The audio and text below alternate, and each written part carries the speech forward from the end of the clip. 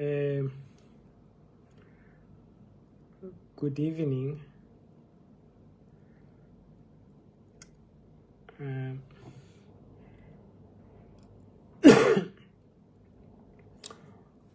We're supposed to go live at 8 o'clock as per the agreement that we have. That in the next couple of Sundays we shall discuss the basics of Black consciousness.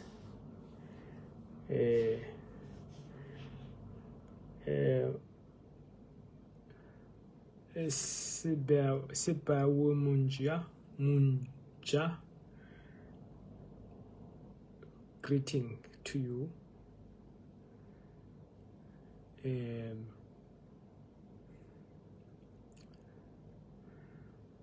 We just invite a few more people.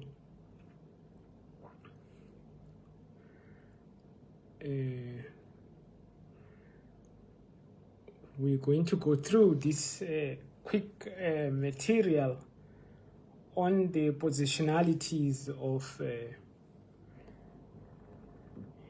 the white revolutionary. It's a very vexing question, more so in the South African situation. You know, every other 10 years in South Africa, there is a white boy that comes into the public arena, speaks for Black people, speaks the language of revolution. You know, in the past 15 years, we can talk about Patrick Bond, Richard Peterhouse, Heinrich Bomke. There's that Cape Town boy. What is his name again? Who has a dog? He calls this dog Smiley. Jared Sex. Can you imagine calling a dog Smiley? And he goes out with Black women. And now we are inundated with this Peter boy. And Black people are really confused about the place of white liberals in the struggle. Black people, because we defer to whiteness, when a white person comes and speaks our language, we hero worship them. We're so thankful. We say, oh God, this one hears us, understands us, loves us.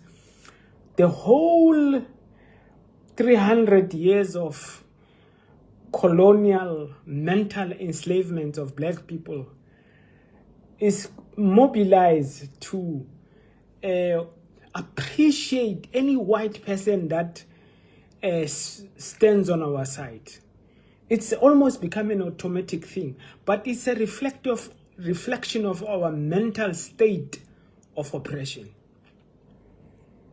It is help which does not help, in fact. It is help that helps the white person, because the white person speaks from within whiteness, the very system that oppresses us.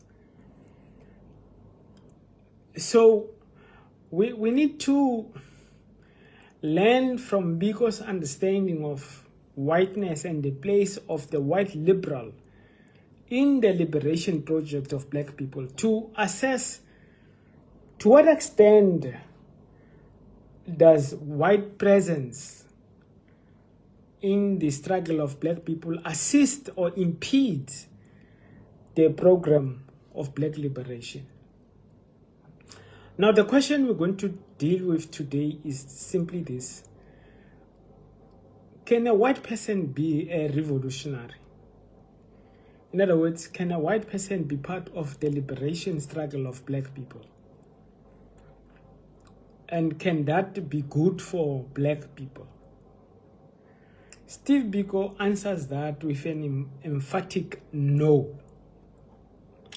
You know, Steve Biko joined NUSAS, which was a multiracial organization, which is, in other words, an organization, student organization that included black and white.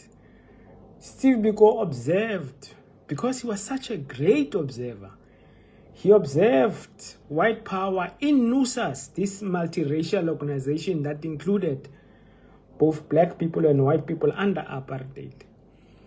Steve Biko was able to distill the reality that NUSAS was an anti-black organization, despite the fact that it claims non-racialism, it claims to fight for the liberation of black people. But the positionality of black people inside NUSAS was such that we were subordinated.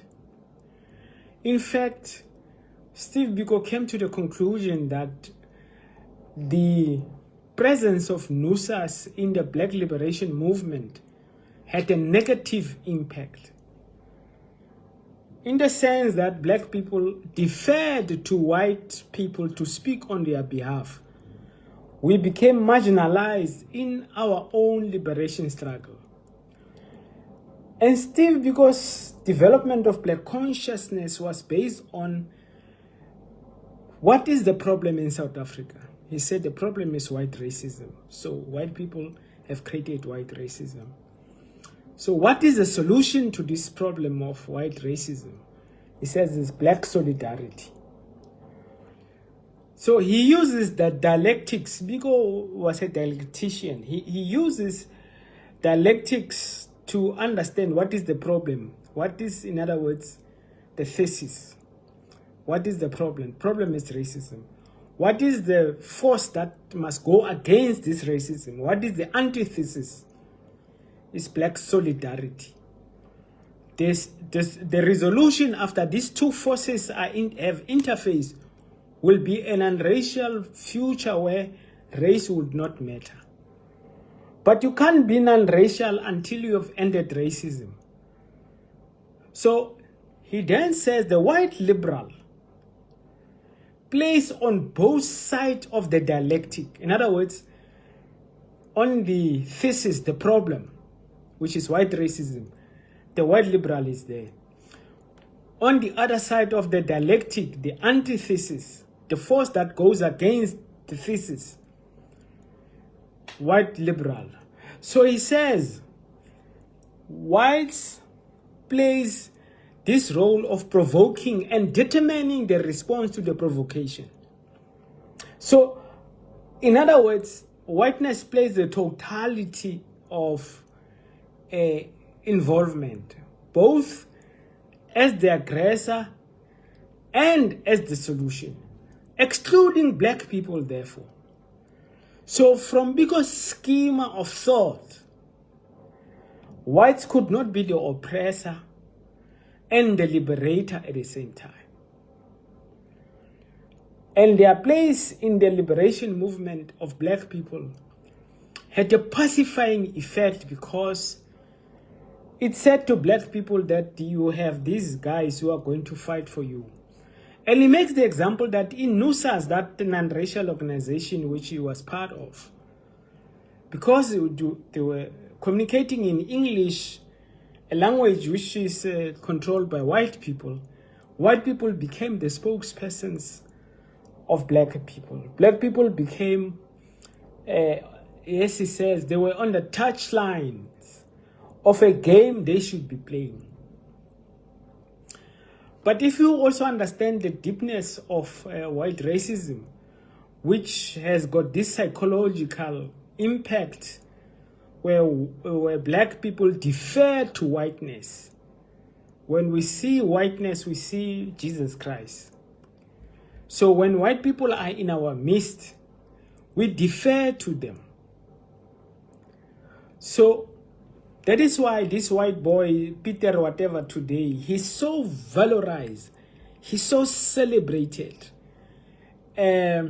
because he speaks our language. As a consequence, he's become our leader. some people are even calling for him to become president. That is why he's able to go to China and speak on black business, displacing black voices, therefore. So the role of a white liberal in the liberation struggle of black people is always to reproduce white power. Even as they claim to be fighting against whiteness, it is exactly at that moment where they're reproducing white power. They're reproducing whiteness. And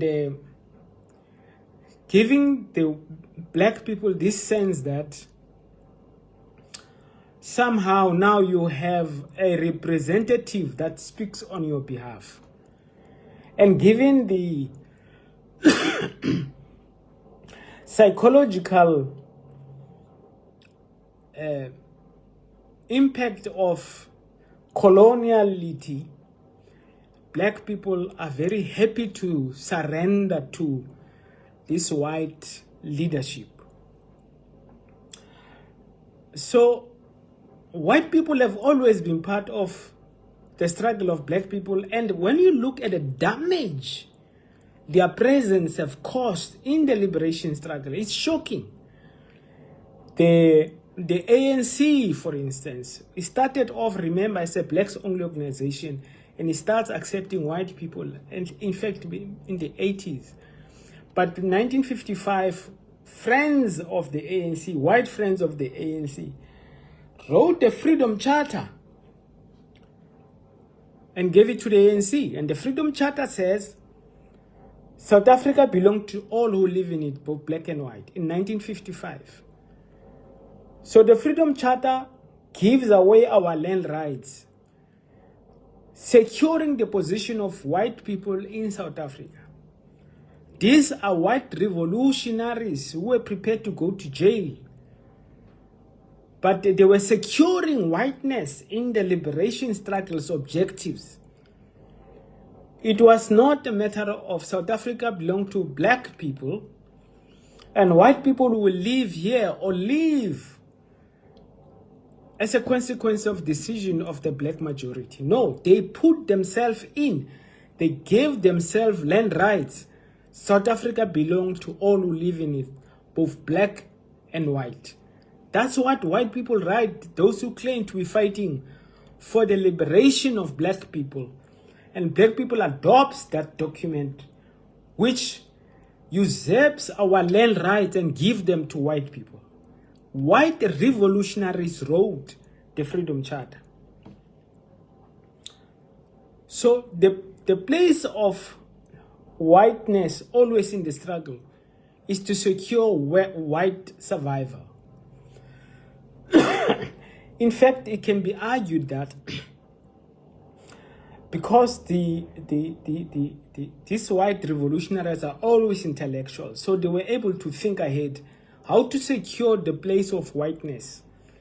It is to appear to be on the side of these black holes and tame their desires of liberation so that we bring in the liberal concept of rights and equal rights, so to speak. Equality on the stolen land, giving white people land rights over stolen property. That's what the Freedom Charter does. South Africa belongs to all who live in it, both black and white. How could you say that in 1955 when all the land was in the hands of white people? What is the basis of the liberation struggle if it was not about getting the land back? And of course, you have to be sharp about excluding white people from legitimate claim over land. They are supposed to be land thieves, not the land belong to both the oppressed and the oppressor. So that is how deep seated the role of white liberals is and how dangerous it is in the cause of black liberation. Steve Biko understood that very, very well. And when he was at NUSAS, he tested the commitment of these white liberals. You know, the debate that he won to form SASO out of NUSAS, to get black people to leave that white multiracial organization. He said in the meeting, well, we are not going to leave the hall because they were in roads, and it was a white area. In terms of the apartheid laws, after a certain time they needed to move out of the boundaries and then only come back to get a fresh permission. Because said, we are not going to get fresh permission. We are going to defy the police. And when the police arrive here, all you white fellows, all you white comrades, you're going to go to the front and deal with the police first. And those white boys and girls said, no, we are not willing to die for you. And Biko said to the black members, do you see, we are on our own. And that's how that debate was won. He had lost that debate initially because black people do not want to let go of their white friendship. Their proximity to whiteness give false sense of protection. And Steve Biko, once winning that debate, as a result of exposing the hypocrisy of white liberals, was able to say, okay, now let us form a blacks-only organization. And it's very important that I must emphasize that a lot of people mistake Steve Biko for a liberal. Steve Biko excluded white people in all his organizations. He had blacks-only formations because, as he says, the problem South Africa confronts is white racism created by white people. And the solution must come from black people, and black people alone, because they are the victims of this white project. He says you can't play both sides of that dialectic. You can't be the oppressor and the liberator at the same time. And I agree with that determination by Steve Biko. So the people are misunderstanding because, and they chop that sentence that says, being black is not a matter of pigmentation. In fact, they are chopping it out of context completely. If you read the entire paragraph, you will see Steve Biko there was simply saying that amongst black people, they are non-whites. So being black in terms of skin color is not sufficient to make you black as a revolutionary. You still must take a revolutionary position to fight against the system to be real black. Sellouts are not black in terms of Steve Biko, they are non-whites. So that being black is not a matter of pigmentation. Refers only to black people, not to white people. White people could never be black, because the whole white system gives you privileges, whether you are progressive, you are revolutionary, you are racist as a white person. By virtue of your whiteness, you get all the privileges. In the same way, if you are black, you get all the negative consequences associated with racism. So whites cannot never be revolutionaries in the anti-black, racist, white supremacist reality that we are engaged in. Those whites who are becoming friends of black people actually derive more benefits. Firstly, they can walk around with no sense of guilty consciousness, because apparently they are friends of black people and they are speaking on behalf of black people. They are speaking against racism. Therefore, they enjoy their privileges with no sense of guilt whatsoever. They have cleansed their sins of colonialism and slavery as they enjoy the privileges that come from that system. So a white revolutionary is a beneficiary of black oppression, who is able to enjoy the privileges of whiteness without worrying whatsoever about accounting for the unearned privileges of whiteness. If I was white, I would have certainly become a white revolutionary. Also catching on this sense of inadequacy amongst black people, where we defer to whiteness. Anything that is white, it is seen as proper, it is seen as ethical, it is seen as leadership, it is seen as smart, and we follow it. So to be a white revolutionary is actually to benefit from the oppression of black people. And to be a white revolutionary is to take space which belongs to black people. The black people who are supposed to speak on behalf of their people, who are supposed to agitate for liberation, who are supposed to write, publish, get invited, get the privileges of speaking against injustice. They are marginalized, and these white voices, progressive white voices, take over space some more.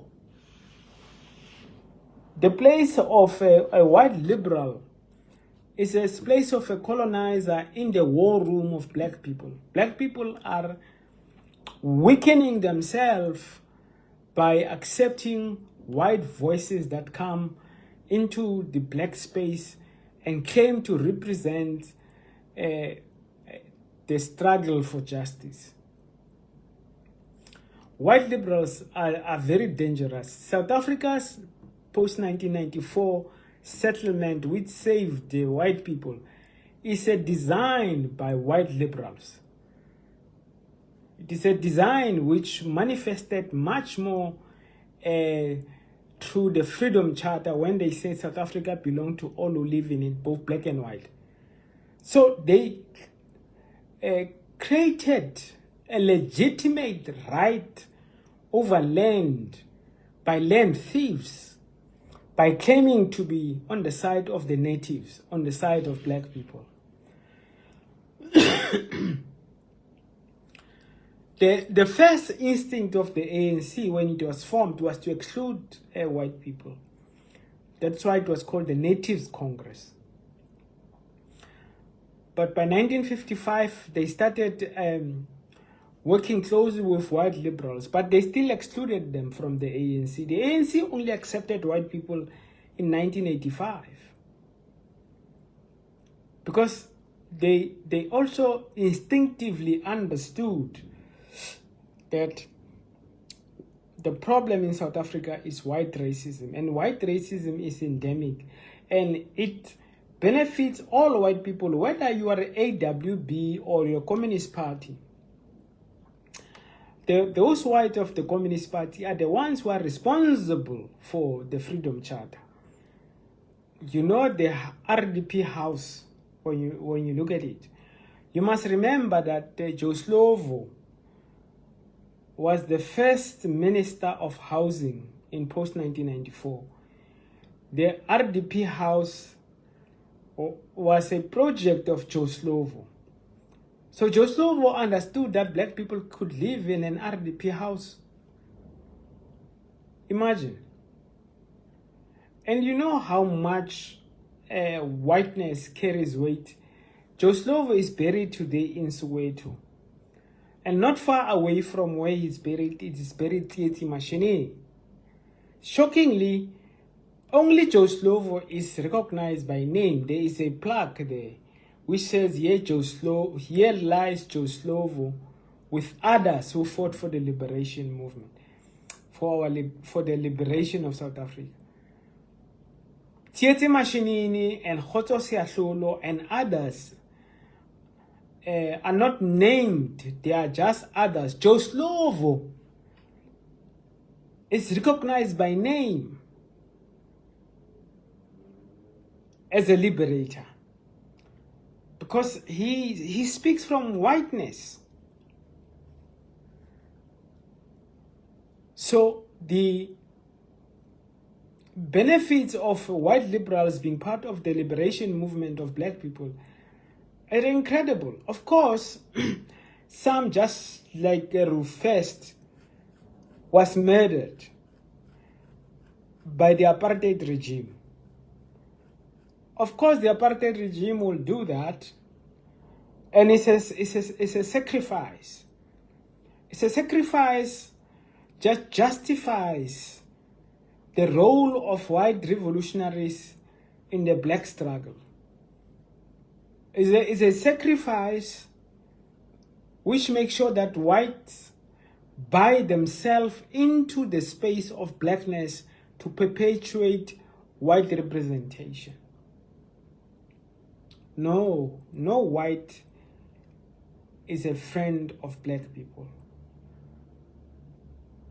Whites are unable to support the black struggle without inserting themselves in the project. They cannot just be silent supporters, which is what, if they are genuine, should be. Not only that, they should be inflicting pain in the quarters of whiteness, not to come and lead us. But out of the more than 400 years of oppression, the black mind, organized also by the Christian faith, which valorizes whiteness and the white Jesus, makes black people to accept white leadership much more easier. And I mean, even now, when we criticize this Krill boy, a lot of black people say we are jealous. They say he's articulate. They say he says profound things. Nothing that he says which has not been said by black people before. But because it comes from within the whitened body, it is accepted and seen as making more sense. So the benefits of white racism don't just accrue to extreme right-wingers and land thieves, but also accrues to whites who are sympathetic, seemingly, to the black cause. I'm arguing that, just like Steve Biko, that those whites are more dangerous because they give the sense that they are friends of black people. And that they create a discord amongst black people, where amongst ourselves as black people, now we must fight about Krill is a friend, Krill is not a friend. We are now fighting amongst ourselves because of this white man. Delaying the struggle that must be taken to the enemy, to the land thieves, to those who occupy the commanding heights of the economy, who are white, basically. The very presence of this white liberal sabotages black solidarity and black unity. Because now we are arguing amongst ourselves about the place of this white person. That is the power of whiteness. And of course, as Professor Nelly Fuller teaches us, white supremacy has many strategies to perpetuate itself, including self-sacrifice. So they'll sacrifice a few whites, making them hobos, making these white hobos very visible, so that it can be argued that no, there is also white suffering. But a white hobo's position is much better than the black hobo. Black people are the first to be sympathetic to a white hobo. They'll give them even more money, food, and empathy, because whiteness is never seen as part of the suffering bloc. White suffering shocks the sensibilities of black people, who have accepted blackness as a positionality of subhumanness. And these white liberals, when they come into our space, they buy some kind of peace for whiteness. All of a sudden, not all white people are a problem. Some of them are good people. Some of them are on our side. But if you look at the totality of the system, it benefits all of them. And as long as they are on our side, we are unable to organize a radical response. You know, these whites who joined the ANC, for instance, and they started Umkhonto weSizwe, it was a response to Biko, the PAC's military wing, which was there to organize black people to kill the settlers, the white settler.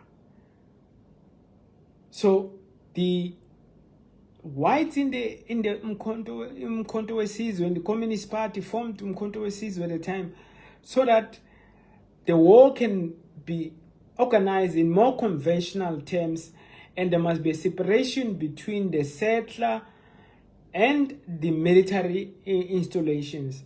So the liberation, the armed battle, must be organized against armed forces, not the totality of the settler colonial population.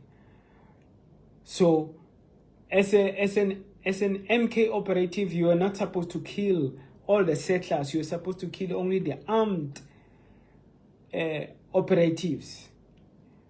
Meanwhile, Biko of the PAC was saying all white people are legitimate targets because they are all settlers. So you can see even the formation of Umkhonto weSizwe was when these whites were involved, they were trying to control the violence that black people were to organize against the settlers. They wanted to make black people fight only the army. When the white apartheid regime unleashed violence upon black people, it unleashed upon all of black people, unarmed, civilian, children, women. They did not care. But when we supposed to respond, the white liberals organize our response in such a way that we look at military installations, not a total war. So even as they've joined the armed forces of the liberation movement, they were doing it in such a way as to safeguard the interests of whiteness, not its obliteration. So the place of a white liberal as a revolutionary is always to check the rage and anger of black people in the revolutionary cause. So the white revolutionary is a policeman of black rage in the revolutionary movement. They are there to arrest the rage that black people naturally have to fight for liberation. So there is nothing like a white revolutionary. A white revolutionary is an oxymoron. A white revolutionary is a bodyguard of whiteness in the ranks of the liberation movement. And we can study the actual impact of the presence of the white liberals in the liberation movement. It is all have this moderating impact. And Steve Biko understood that so well that he excluded them completely from his organizations and said that black people must organize on their blackness, and we were on our own. I still subscribe to that view of Steve Biko. the white liberal is the most dangerous white man because he appears as a friend of black people to make sure that you let your guards off down and allow whiteness to be perpetuated. The whites in the revolutionary movement are there to safeguard the interests of whiteness. Nothing more, nothing less. We remain on our own. Izwe lethu.